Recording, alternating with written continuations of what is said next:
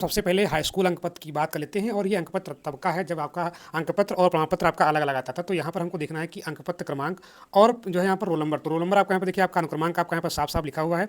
और हम बात करते हैं अंक पत्र क्रमांक की, तो यहाँ पर देखिए आपका यहाँ पर आपका 2588 323 आपका ये भी लिखा हुआ है और यहाँ पर आपका लिखा है क्रमांक आपका लिखा है सीरियल नंबर। तो सीरियल नंबर आपको यहाँ पर मार्कशीट का जो अंक पत्र क्रमांक आपका यही भरना है 63 आपका 018 885। तो ये आप यहाँ पर अंक पत्र क्रमांक भरेंगे और यहाँ पर आपका ये अनुक्रमांक है। ठीक है, तो आप इसको ध्यान रखेंगे, हाई स्कूल का अंक पत्र है जो पुराने वाले आते थे।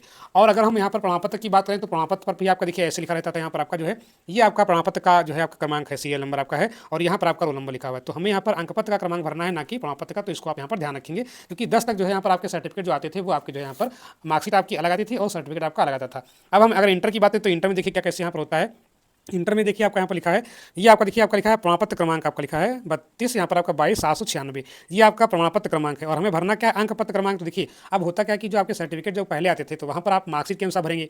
अगर आपका इंटर का मार्कशीट भी आपका जो है हाई स्कूल जैसे है, अगर आपका 10 के पहले का है तो आप अंक पत्र से ही भरेंगे, वहाँ पर आपको प्रमाण पत्र की आवश्यकता नहीं पड़ेगी। अंक पत्र क्रमांक भरना है, रोल नंबर भरना है। तो अब हुआ क्या कि 10 के बाद जो है आपके जो सर्टिफिकेट आ रहे हैं तो अंक पत्र सह प्रमाण पत्र आपका आ रहा है, ठीक है, या प्रमाण पत्र सह अंक पत्र आ रहा है। तो उस केस में क्या होता है कि यहाँ पर आप जो है क्रमांक आप कैसे भरेंगे, तो यहाँ पर क्रमांक आपको दिया गया है, SR नंबर आपको दिया गया है यहाँ पर आपका, तो 088 26 18, चाहे आप यहाँ पे ये भर दें और चाहे आप यहाँ पे ये भर दें, यहाँ पर कोई आपको दिक्कत होने वाली नहीं। इनमें से आप कोई एक भर देंगे, मतलब यह कि कहने का कि आप ही का प्रमाण पत्र है तो आपके प्रमाण पत्र पर तो ये तो आपका रहेगा, तो दोनों में से आप कोई भर देंगे, यहाँ पर कोई मिस्टेक ना होगी। क्योंकि हम लोगों ने पहले से इसको अपने जो भी आवेदन किया था, हम लोगों ने किया था BTC वगैरह या BEड किया है या जो भी किया है, तो वहाँ पर हम लोग यही आप भरते थे, मतलब कोई इनमें से एक भर जाए। तो आप यहाँ पर प्रयास करें कि आप यहाँ पर चाहे ये भरें, दोनों में से कोई आप ये भर देंगे। अगर आपसे कहता है प्रमाण पत्र क्रमांक, तो प्रमाण पत्र क्रमांक आपका यहाँ पर ये दिया गया है, ये आपका यहाँ पर अनुक्रमांक है। ठीक है, तो आप इसको एक बार देख करके तभी आप यहाँ पर भरें, जिससे कि आपको यहाँ पर दिक्कत न होने पाए। तो मैंने यहाँ पर इंटर तक आपको बताने का प्रयास किया। अब अगर हम यहाँ पर स्नातक की बात है तो स्नातक में देखिए आपका यूनिवर्सिटी का नाम ऊपर लिखा रहता है। ठीक है, हाई स्कूल इंटर में क्या होता है कि अगर आपका यूपी बोर्ड है, मतलब माध्यमिक शिक्षा परिषद, तो वहाँ पर आप यूपी बोर्ड लिखेंगे बोर्ड के नाम में। अगर आपका CBSE बोर्ड तो आप CBSE बोर्ड लिखेंगे, वहाँ पर आपको स्कूल का नाम नहीं लिखना है हाई स्कूल इंटर में। ना तो आपको यहाँ पर स्नातक में रखना है, यहाँ पर आपका जो है कॉलेज का नाम। आपको सबसे मासिक जो आपका यूनिवर्सिटी का नाम होता है उसी को आपको यहाँ पर बोर्ड या यूनिवर्सिटी के नाम में लिखना है। चाहे आपकी लखनऊ यूनिवर्सिटी हो, चाहे आपकी कानपुर यूनिवर्सिटी हो, तो जो पूरा नाम आपका है छत्रपति साहू जी महाराज यूनिवर्सिटी कानपुर, आप ये भरेंगे। ठीक है, उसके बाद अगर हम क्रमांक की बात है तो क्रमांक देखिए आपका यहाँ पर 01 और डैश लगा है, तो यहाँ पर आपका ये ऐसा यहाँ पर आपका जो है जो आपका पोर्टल है ये आपका डैश आपका नहीं एक्सेप्ट करेगा। तो आप क्या करेंगे, इसको छोड़ देंगे यहाँ से। जो आपका न्यूमेरिक वाला है केवल आप वो भरेंगे, यहाँ पर आपका 16 13 32 59 आप ये भर देंगे यहाँ पर का अंक पत्र क्रमांक पे भर देंगे। ठीक है, डिग्री पे आप नहीं जाएंगे। अगर आप डिग्री लगाते हैं तो फिर आप वहाँ भरेंगे, लेकिन अगर आप एकेडमिक क्वालिफिकेशन में आप यहाँ भर रहे हैं तो आपको वहाँ पर अंक पत्र ही भरने हैं। अंक पत्र क्रमांक आपसे पूछता तो फिर आप अंक पत्र क्रमांक आप ये भरेंगे। उसके बाद यहाँ पर हमसे पूछ रहा है कि जो है कि रोल नंबर क्या भरेंगे, तो रोल नंबर आप जब भी आपका चाहे BA हो, चाहे BSc हो, चाहे BCom हो, चाहे जो भी आप कोर्स हो, अगर आपका कोई डिग्री कोर्स है तो जो आपका अंतिम वर्ष होगा, अंतिम वर्ष के आपके जो यहाँ पर जो भी आपका यहाँ पर रोल नंबर होगा वही आप भरेंगे। देखिए यहाँ पर आपका 3rd ईयर है, 3rd ईयर में आपका रोल नंबर आपका दिया गया ये आपका, तो यही हम भरेंगे यहाँ पर।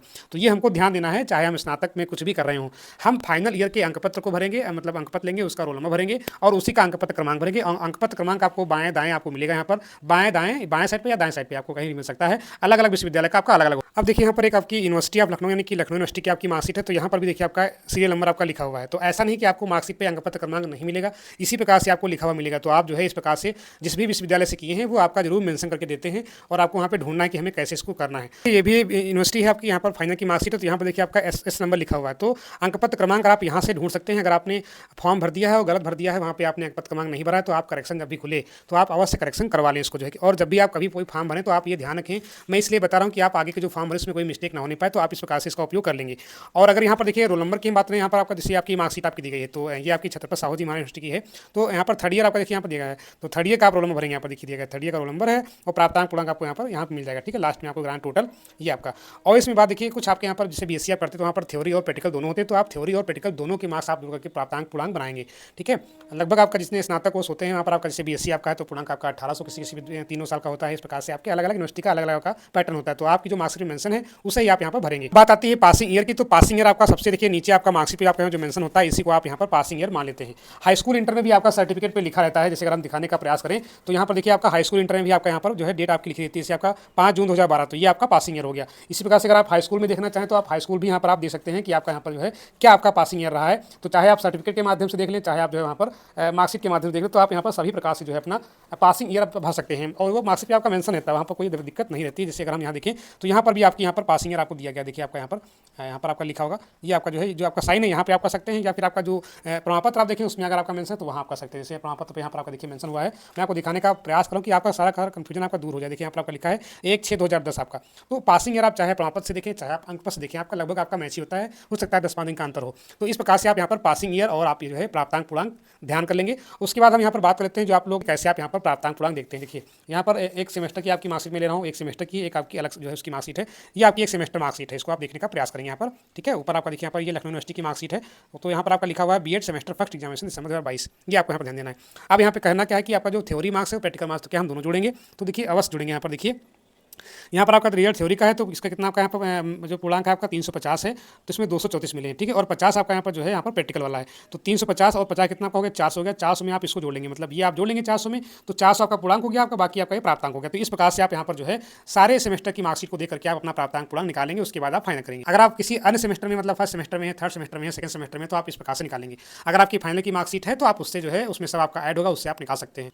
देखिए ये बीएड सेकंड सेमेस्टर है, तो यहाँ पर भी आपका देखिए थ्योरी आपको दिया गया 450 में आपका 326 है, और यहाँ पर प्रैक्टिकल में आपका 50 में आपका 48 है। तो थ्योरी के आप जोड़ लेंगे, थ्योरी और प्रैक्टिकल दोनों मिले 400 प्लस 50 कितना 500 हो गया, बाकी आप ये जोड़ लीजिए। ठीक है, तो प्राप्तांक पूर्णांक इस प्रकार से आप निकालेंगे। अब देखिए ये आपकी जो है बीएड फोर्थ सेमेस्टर की मार्कशीट है, तो यहाँ पर आपको जो है ये आपका फोर्थ सेमेस्टर का विवरण है। थ्योरी में आपके यहाँ पर 100 में आपके 70 मिले हैं, और प्रैक्टिकल में आपको 300 में कितना 235।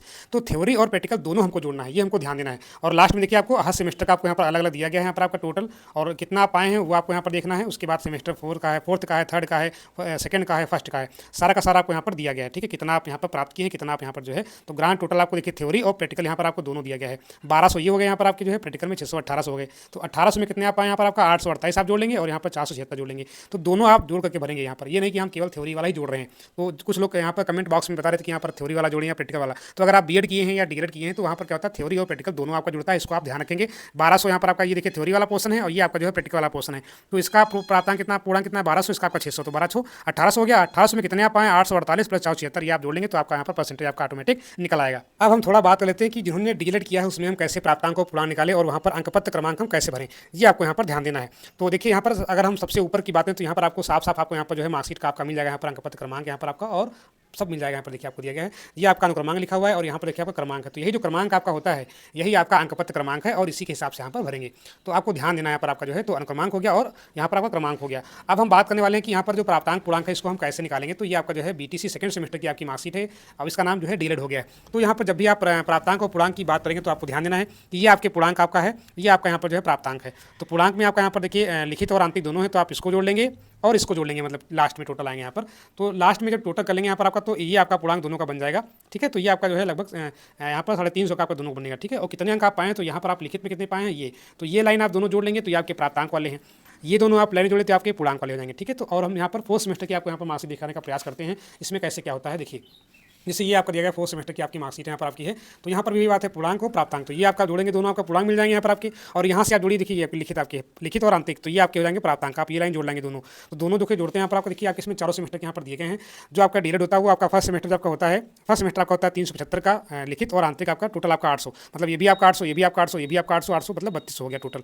तो ये टोटल आपका 3200 हो गया। 3200 में कितने आपने पाए ये आप जोड़िए, यहाँ पर आपका जो है 1213 और 1513, तो यहाँ पर 2700 आपके 26 बन जाएंगे। तो 3200 में कितना आपका 2726, तो 3200 आपका पूर्णांक है, 2726 का आपका यहाँ पर प्राप्तांक है। तो इस प्रकार से आप जो है डीएलएड में, बीएड में और ग्रेजुएशन में, हाई स्कूल इंटर में आप जो है इस प्रकार से आप भरेंगे। और रही बात डिग्री की, तो जब भी आप डिग्री का नंबर भरेंगे तो वहाँ पर आप जो भी न्यूमेरिक के वर्ड होंगे वो आप वहाँ पर छोड़ देंगे, वो आपको ध्यान देना है कि कैसे हम करेंगे। अगर हम बात करें यहाँ पर प्रमाण पत्र की, तो प्रमाण पत्र आप जब अपलोड करते हैं यहाँ पर आपको ऐसे दिखेगा, यहाँ पर इस प्रकार से, यहाँ पर भी आपका अनुक्रमांक और क्रमांक आपका यहाँ पर रहेगा। ठीक है, इस प्रकार से आप यहाँ पर ध्यान देंगे। और प्रमाण पत्र में आपका यहाँ पर जो है इस प्रकार से आपका लिखा होता है यहाँ पर आपका लास्ट में बाह्य मूल्यांकन और अंतिम मूल्यांकन आपको दिख दिया गया यहाँ पर आपका, और डेट आपके यहाँ पर पासिंग ईयर आपको यहाँ पर 2/12/70 आपका लिखा हुआ है, मतलब पासिंग ईयर आपको यहाँ पर सर्टिफिकेट पे आपका मेंशन रहता है, तो आप उसी से भरेंगे देख करके कि हमने किस सन में किस सत्र में यहाँ पर पास किया है। तो कोई भी अगर आपका कन्फ्यूजन अब आगे इसके आगे होता है तो बहुत आपको जो है सामना करना पड़ेगा। फिर मैंने यहाँ पर सारा का सारा क्लियर करने का प्रयास किया कि आप कभी भी इसमें कन्फ्यूज ना हो कि अंकपत्र क्रमांक क्या भरें, प्रमाण पत्र क्रमांक क्या भरें, बीएड में हम कैसे थ्योरी प्रैक्टिकल बनाएं, डीएड में हम कैसे रिजल्ट निकालें। ठीक है, तो हमने सारा का सारा बताने का प्रयास किया। अगर आपको अभी भी कन्फ्यूजन लगता है कि यहाँ पर समस्या आपको आ रही है तो आप वहाँ से जो है कमेंट बॉक्स में बता सकते हैं। जाति के बारे में थोड़ा बात कर लेते हैं। देखिए बहुत लोग जाति को लेकर अभी भी कंफ्यूज हैं, जो हमारी विवाहित महिलाएं हैं उनके लिए तो जाति आप जो है पिता पक्ष की बनवा लें, क्योंकि आपका जो है आयोग यही रहेगा और अध्यक्ष जी भी यही रहेंगे। तो आप माने कि जाति प्रमाण पत्र फिर से आपसे यही इसी पैटर्न का मांगेंगे। तो आप जब भी आवेदन कराएं, मैंने पहले वीडियो डाल रखा है, अगर आपने उसको नहीं देखा तो आप उसको देख लें। आपको यहाँ पर जो है जो भी आपका नाम है उसके आप पुत्री और पत्नी दोनों, मतलब पुत्री आप किसकी हैं और पत्नी आप किसकी हैं, दोनों का नाम यहाँ पर डलवाइए, तभी आपका यहाँ पर जो है एलिजिबल माना जाएगा। अगर आपने अभी नहीं बनवाया तो आप बनवा लीजिए, अभी आपके पास टाइम है, और करेक्शन में आप वहाँ पर फिर डाल सकते हैं कि जो है यहाँ पर हम जो है जाति में करेक्शन करना चाह रहे हैं, लेकिन आप ये बनवा लीजिए क्योंकि आगे आपको जो है शिक्षक भर्ती में फिर आप वहाँ पर डॉक्यूमेंट्स के साथ हेरफेर नहीं कर सकते हैं। जब भी आपका सत्यापन होगा तो आपको वहाँ पर सही डॉक्यूमेंट लगाना पड़ेगा। तो ये मैंने एक बनवाया था। दूसरा आप देखिए यहाँ पर दूसरा भी मैंने आपको दिखा रहा हूँ कि और ये जल्दी मैंने आवेदन करके जो करवाया है। यहाँ पर देखिए आपका वही बातें हैं, ठीक है। यहाँ पर आपका नाम आपका है, फिर पुत्री आपका यहाँ पर और पत्नी यहाँ पर आप किसकी है, ठीक है, फिर माता का नाम आपका हो गया।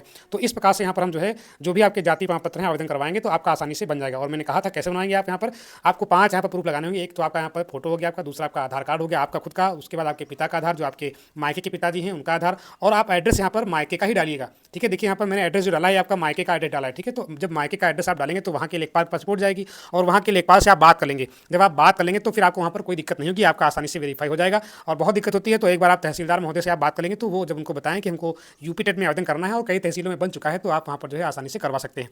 हाँ, हो सके तो आप प्रधान के माध्यम से, जो मैंने बताया था जाति प्रमाण पत्र का प्रारूप कैसा होता है, आप उनसे उनके लेटर पैड पे लिखवा लें कि जो है ये यहाँ के मूल निवासी हैं, मतलब यहाँ रहती थी, उनकी शादी जो है फला व्यक्ति से वहाँ पे हुई है और ये इस जाति के व्यक्ति हैं। उसके बाद नीचे उनके साइन करवा लीजिए, फोटो पे साइन करवा लीजिए और यहाँ पर आप जो है अटैचमेंट में लगा लीजिए कि प्रधान द्वारा प्रमाणित जाति प्रमाण पत्र। तो 5 आप प्रूफ लगाएंगे तो आपका आसानी से बन जाएगा। 5 कौन कौन से, फोटो आपका हो गया, आपका आधार हो गया, आपके पिता का आधार हो गया और पिता का ही आपको एड्रेस डालना है। उसके बाद प्रधान द्वारा जो आप बनवाएंगे लेटर पैड वो अपलोड करवा देंगे। उसके साथ साथ आपका जो घोषणा पत्र होता है वहाँ पर भी आप जो है ऐसे ही भरें, उत्तरी फला और पत्नी फला। जब इस प्रकार से आप आवेदन करवाएंगे तो फिर आपका वहाँ पर जो है जो जाति प्रमाण पत्र है आपका निर्गत हो जाएगा, वहाँ पर कोई आपको दिक्कत नहीं आएगी। तो इतनी जानकारी आपके लिए बहुत महत्वपूर्ण है और मुझे लगता है कि मैं जितनी भी आपकी शंकाएं होती हैं सबका समाधान करने का प्रयास किया है। और रही बात जो है जो आपके एसेंशियल क्वालिफिकेशन है, तो मैंने यहाँ बताया कि एसेंशियल क्वालिफिकेशन में अगर आप डिग्री कोर्स कर रहे हैं, अभी आपने क्वालिफाई नहीं किया है, तो आपकी जो अंतिम सेमेस्टर की जो आपकी मार्कशीट है वही आप अपलोड करेंगे। और अगर आपने वहाँ पर कोर्स कंप्लीट कर लिया है तो आप वहाँ पर जो डिप्लोमा का आपका जो सर्टिफिकेट है या जो आपका बीएड की डिग्री है वो आप अपलोड कर सकते हैं। जो बीएड फर्स्ट सेमेस्टर में है, जिनका अभी कोई एग्जाम नहीं हुआ है, तो वो वहाँ पर अपना बीएड का जो एडमिट कार्ड होता है वो अपलोड कर सकते हैं।